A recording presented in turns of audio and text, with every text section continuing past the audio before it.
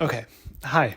This video is going to be asking and answering some questions around the Gus Johnson situation, such as, who is Gus Johnson? What did he do that made everybody so angry? Why aren't more larger creators talking about it? But most importantly, I want this video to analyze how his comeback to YouTube is insidious. Also, if you're new here, you might be wondering why this topic is so important to me, a guy in a beanie yelling into his phone in a dark room. That's just kind of like what my channel is at this point, but this time this topic is kind of close to my heart, and you'll see why. I'll explain everything.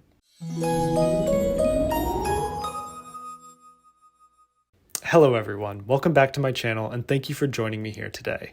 Before we start the video, I do have a short, embarrassing story to tell you that kind of connects me to Gus Johnson. Loosely, but still. A few years ago when Gus was traveling doing his comedy show, the person I was dating at the time bought tickets for us to go see him live. However, I was visiting my friend in Maryland at the time, and I was supposed to be back a day before the show, but my flight got delayed because it was winter and there was ice on the runway or whatever.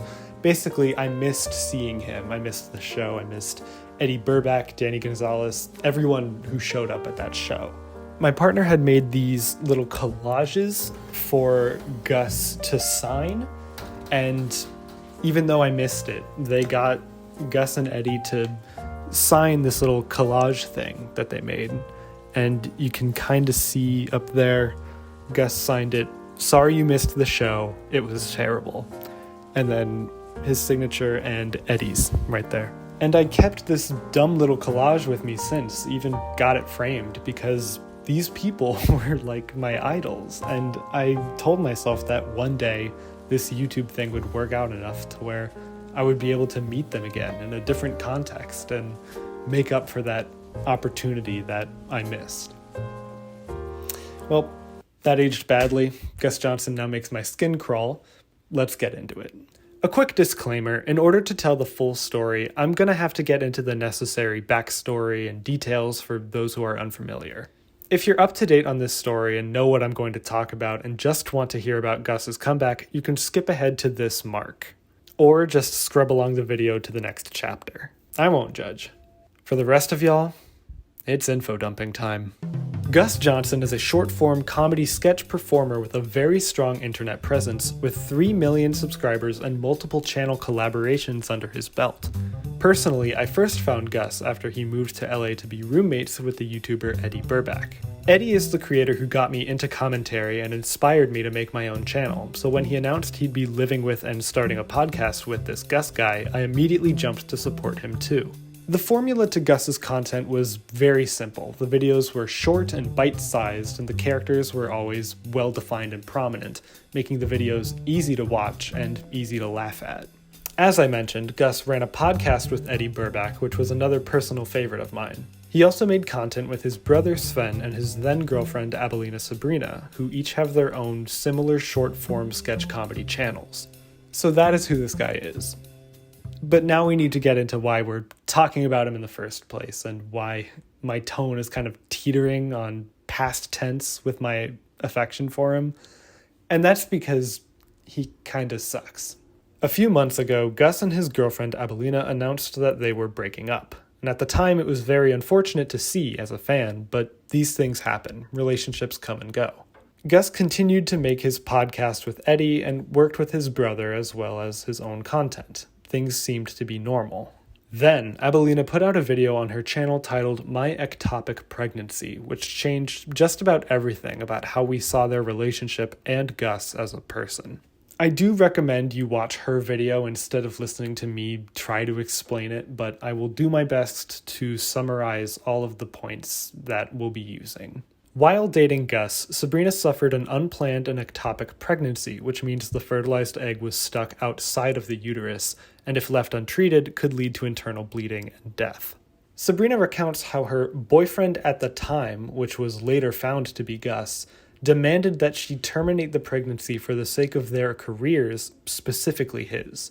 Which pregnancy complications or not, is an unbelievably shitty thing to say to someone, especially if the pregnancy was unplanned on both ends. Gus was more concerned and worried about his career over his girlfriend who was dealing with an unexpected pregnancy, which is already enough to dissolve any admiration I had for him, but it keeps going. Then, Sabrina was condemned to the systematic garbage fire we call the American healthcare system. She dealt with difficult doctors, insurmountable hospital bills, and, on top of everything, Gus downplaying her symptoms and continuing to not take her pain seriously, even insisting on being with her at the doctor's in order to clarify everything she was saying. According to Sabrina, there were multiple instances where she would need to go to the hospital, but Gus would prioritize hanging out with his friends, going drinking, or streaming. And the fact that she was dealing with symptoms that could lead to death, and he wanted to focus on content, is dystopian at the most, fucked up at the least. Again, her video is a much more intimate and personal story, but that's what we learned about Gus from it. Suddenly, this persona of a beacon of goofy positivity was starting to fade. After this, Eddie tweets out a statement saying that he had no idea Sabrina was going through this and that he hadn't heard the true story from Gus. He ends it by saying he's focusing on his own stuff, implying he wouldn't be appearing with Gus anytime soon. Finally, Gus puts out a statement of his own, which reads as the standard influencer apology, which is a horrifyingly depressing thing that we have now, by the way. He admits fault and says he's taking a break to work on himself, and then he's gone. Okay, that's the backstory. That's everything that you need to know. And it is important that we go over that because it's crucial to fully understand how fucked up what he does next is. Now I want us to analyze and have a discussion about how Gus Johnson is coming back to YouTube, because yes, after all of that, he's trying to come back.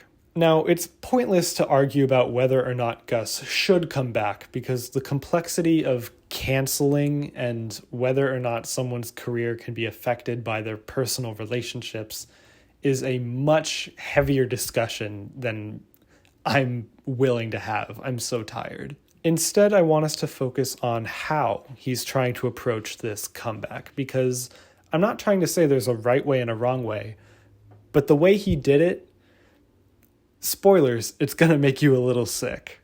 One very crucial thing that happened in between Gus's leave of absence and his return was the removal of visual dislikes by the YouTube platform. In my opinion, which a lot of people share, this decision by YouTube was very dumb. I understand their intentions to stop bullying, but A, now I don't know if the YouTube tutorial I'm following is credible, and B, it allows people like Gus to reinvite themselves back onto YouTube with a lessened fear of public disapproval because it's harder to see that. And that's exactly what Gus Johnson did. After 3 weeks of radio silence, Gus uploads a comedy sketch titled "The Kid in Class Who Always Got an Ice Pack." On the surface, it sounds like a pretty standard Gus Johnson video. But it doesn't take a media studies professional to pick up on some pretty heavy-handed subtext here. Oh, Mr. Thompson, I need an ice pack. Yeah, it's a bad one. It's a bad one. Thank you. Oh, I really needed that, yeah. Ah, crap, this is gonna frick up my after-school football for at least a month. Come on, you guys, stop that. Oh, stop them. So it's a sketch about a medical injury being blown out of proportion to comedic levels, which is just painfully obvious that it is a dig at Sabrina. This is a very targeted message. There's no way around it. The subject matter is just too similar for anyone to claim that this was like a casual joke that he was trying to come back with. Get the ball. Oh, what I would not give to be able-bodied right now. Out of all the jokes he chose to write and film and edit, he chose these. Do you think this is going to make the morning announcements tomorrow? I just think people should be made aware. Oh, okay. Okay, I think it feels a little bit better. I should be able to rejoin. Ow! Crap! Now I gotta milk this one for the next month. Like with any creator who shows up after a while of not posting, a lot of the reactions were, "Oh yay, Gus, we missed you." Or like, "Welcome back, Gus, we're happy you're posting again." However, and thankfully, a lot of the comments in this video are holding Gus accountable and making sure what he did isn't going to be forgotten anytime soon. Gus Johnson really had great timing to return to YouTube once they got rid of the dislike count. I would give you a ride to the ER, but I've got to go grab some drinks with the gang. Best of luck though. Hope the injury is nothing serious. Man, that vacation was quick. Sure hope Gus didn't do anything bad and needs to be addressed. The lack of self-awareness is funnier than the video. Suggestion for the next video, comedian that can't read a room. Who needs dislikes when you have comments that harsh? Jesus. Keep up the good work, guys. These comments blast Gus for his lack of self-awareness, but that has to be impossible, right? For this to be the video he comes back with, there's no way it could have gone over his head. Like, he must be trying to make a point here. But what is it? Is he saying Sabrina was faking the pain? There's no way for him to know that or prove it. Is he saying her video was an overreaction? Again, that's not really for him to say. It's weird trying to put yourself in Gus's shoes to try to understand what his thought process is, because I just don't get it. I truly don't know what he was trying to accomplish with this video. And there's ads on it, a lot of ads, so I'm assuming he was probably just trying to make money off of this situation. That's my best guess right now, and unfortunately, it is the most supported. Now, he posted this video a while ago, and there's been no recent update from him. And you might be saying, wow, Duncan, that's not really much of a comeback campaign. Why did you make an entire video on that one little sketch? And yeah, that is how it seems. But now we need to talk about Sven. As I mentioned in my backstory ramble, Sven Johnson is Gus's younger brother who does the same video style as him, and recently after Gus returned to YouTube, he uploaded a video titled My Diagnosis. And I'll admit, my good faith went right out the window when I saw that video title. Anything involving a Johnson and a medical term at this point in time is enough to set off my red flags, but I didn't want to jump to conclusions. Maybe it's just an unfortunate coincidence. A very unfortunate coincidence. A lot of people were demanding on Twitter that Sven comment on his brother's situation, but I don't think that's right. If he's not directly related to the story beyond familial connections, let's not demand that people weigh in on this, especially a brother. That being said, I think his video does that. I just went to the doctor. As you've noticed, I've been passing out. The doctor says I'm bleeding internally. I've got a potentially cancerous tumor in my liver. Oh my God. But fortunately, I got my diagnosis. The doctor says I have a case of the Mondays. What are you... The gimmick of this video is that he has a case of the Mondays, but he's actually gravely ill. That's the joke in the premise. But he specifically says bleeding internally, which is one of the main symptoms that could have killed Sabrina during her medical emergency. So hearing Sven say that, I don't know, it's not good. It's a very specific thing to mention, but again, there is plausible deniability. Again, it could be just an unfortunate coincidence, but the video goes on. What's your emergency? Hi, my friend just passed out. He's on the floor right now. What should I do? Does your friend have any medical conditions? I don't know. Well, he was talking about how he had some internal bleeding. I think he mentioned an ulcer, vomiting blood maybe. Oh, sounds like he's got a case of the Mondays. Again, this is a very basic punchline. The friends who didn't believe him are proved wrong by a professional. We're hitting all the classic notes of comedy here. But I'm going to play this clip of the voice on the phone again, and I want you to see if it sounds familiar. 911, what's your emergency? Oh, sounds like he's got a case of the Mondays. 911, what's your emergency? Oh, sounds like he's got a case of the Mondays. I have replayed that audio over and over for myself and with people who are familiar with Gus's content, and we can all agree that sounds exactly like Gus. This paired up with the constant references to internal bleeding make this video almost inseparable from the situation that's going on. This video strangely seems to be like the other, where it's trying to subtly comment on the situation somehow, but it's not being explicit, and it's really unclear about what exactly is the message of these. So why? Either Gus asked Sven to make this and he just said yes, or Sven made this video on his own without Gus and it's eerily similar, or Sven and Gus both worked together to make this video and add to their version of the story. I don't know. Either way does not make any sense to me. Why would this be their angle for approaching this situation? If they have something to say, why don't they sit down and film it? Not even to just post on YouTube, but like on Twitter, Instagram, somewhere.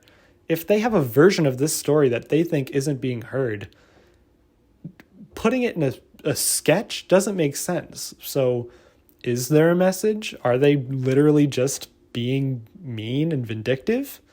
I don't know. Okay, now I want to talk about what paved the way for Gus's comeback to YouTube and for him to effortlessly pretend like nothing was wrong.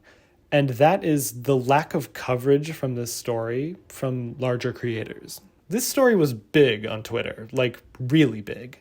Gus was trending, Eddie and Sabrina's statements all went viral, and each had numerous big creators in the comments voicing their support. Everybody's audiences seemed to be coming together and condemning Gus and easily clowning on the people desperately defending him or attacking Sabrina. But on YouTube, where all of these people's platforms are most prominent, there are very little videos covering this story. Most of them, in fact, are being done by smaller channels that aren't being seen by enough people. A lot of the channels covering this story don't have a huge audience, and while these videos receive higher views, they don't match what Gus's reach on YouTube is, meaning that it's very possible for a large portion of Gus's audience to have no idea what's going on. A side note, a lot of people on YouTube tried to cover this story as if it was Twitter drama, which I do not think was the right tone to approach it at all. Like, this was not a dispute over clout, and some of these videos kind of imply that it was.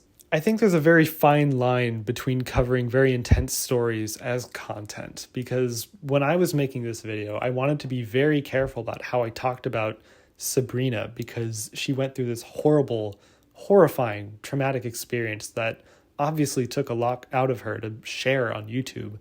And then people in my position who choose to voice their own commentary on things took it and really turned it into content. And that's about it for the situation between Sabrina and Gus Johnson. Super horrible situation to hear about, and I wish Sabrina the best. But with all that being said, if you found this video helpful, don't forget to subscribe with notifications on. I'm not trying to condemn this YouTuber, but like shifting from covering the story all the way into like and subscribe too hard, I don't know, that seems to be a line that we shouldn't cross so easily. Actually, as I was writing my notes for this video, I saw that there was something uploaded by the well-known creator Boogie2988, and it made me happy to see such a large and established creator highlight this story. Then, I watched the video. And today's video is not going to be a fun video. So I thought I would introduce you to my new puppy to make it a little bit easier. This is Leo. I got him a couple of weeks back. He's been pretty amazing, and him and Sammy have been getting along very well, and training is going really well. Leash training, crate training, you name it, this dog is up for it. He is kicking ass. I also like the fact that we basically have the same haircut right now, so that's good. After the dog introduction, Boogie does cover the situation with journalistic integrity, and I had no problems until we reached the conclusion of the video. And more good news is that Gus is still young. He can actually do the work, actually get the therapy, and make a comeback. I mean, Bo Burnham disappeared for a few years. Louis C.K. could have disappeared for a few years. And these people have found their audiences again. Dave Chappelle. There's so many controversial creators out there. If they do the work, if they try to get better, if they make the effort and show that genuine authenticity to their audiences that they're getting better, that they're trying to get better, something that you really can't fake. Okay, I do not think attaching what Gus did to Louis C.K. or Dave Chappelle is smart for any side of the argument. We can't act like what Gus did to Sabrina can simply be fixed by him growing, either publicly or privately. This is something that requires forgiveness from the person involved, Sabrina, who does not seem to want to forgive Gus.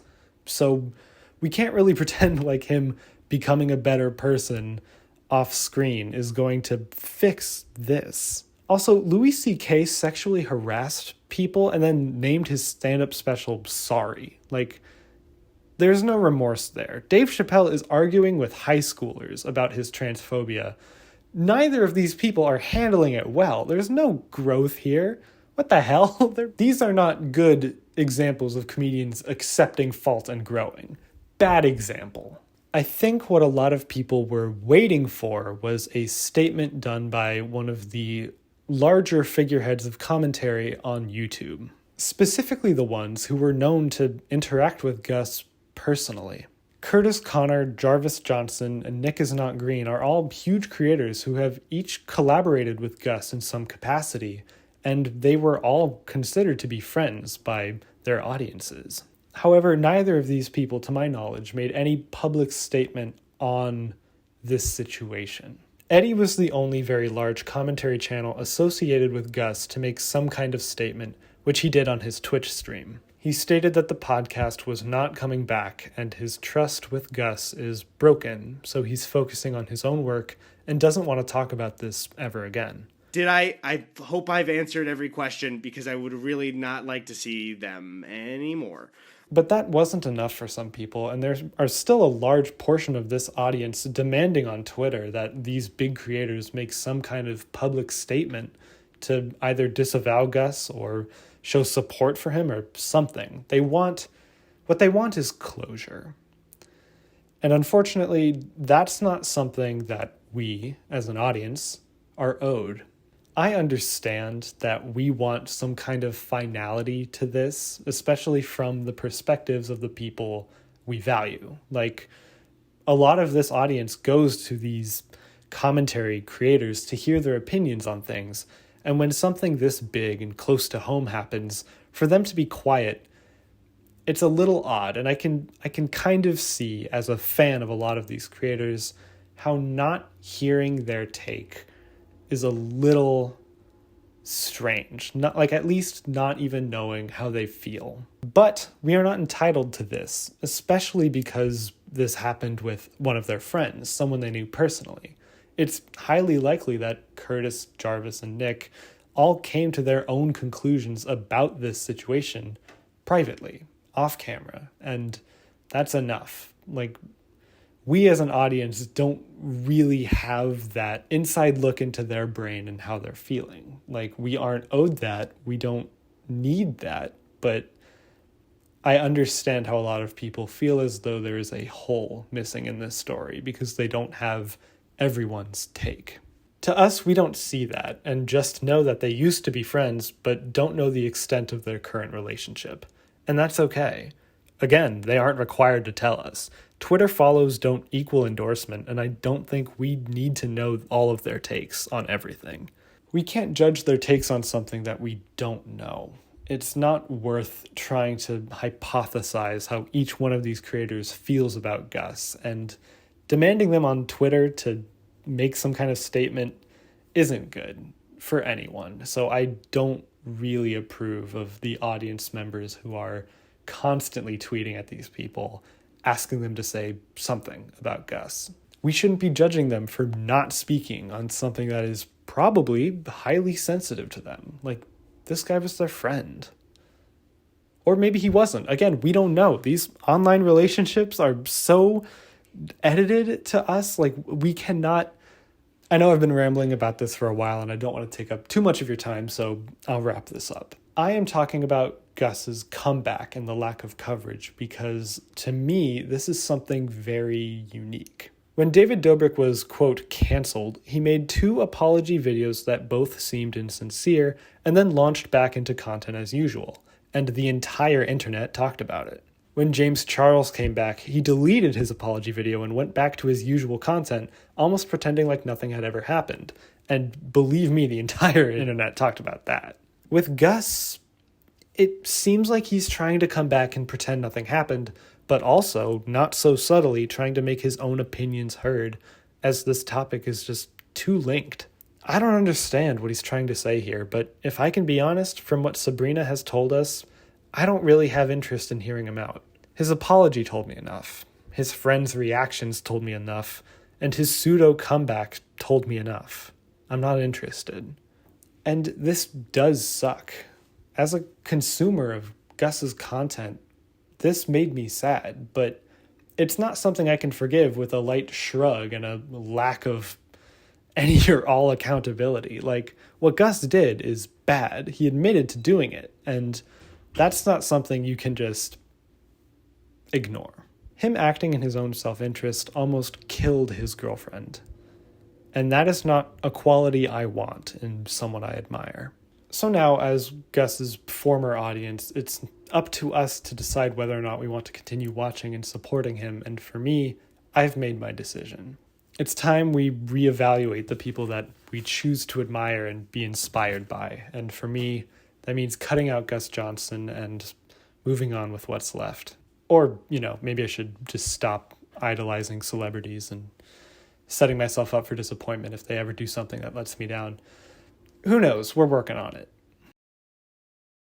Thank you for watching this very long, rambling session of a video. I really do appreciate you watching the whole thing, and if you're seeing this, that means you watched the whole thing, or you skipped to the end. And either way, I admire your style. I think that this is going to be my last big project of the year, so thank you for supporting all of these video essays I make, and to wrap up the year, I'll be making some kind of celebratory video, so tune in next week to catch that. If you want to support me, you can do all the YouTube stuff, like, comment, subscribe, send me a love letter, whatever you want. If you want to share your take on Gus, please leave a respectful comment down below, and then I'll try to read them all. Please take care of yourselves this week. I'm going to go wrap up 2021 the only way I know how, which is editing this video. Man, I sound sad. All right. Take care of yourselves. I love you lots. Goodbye.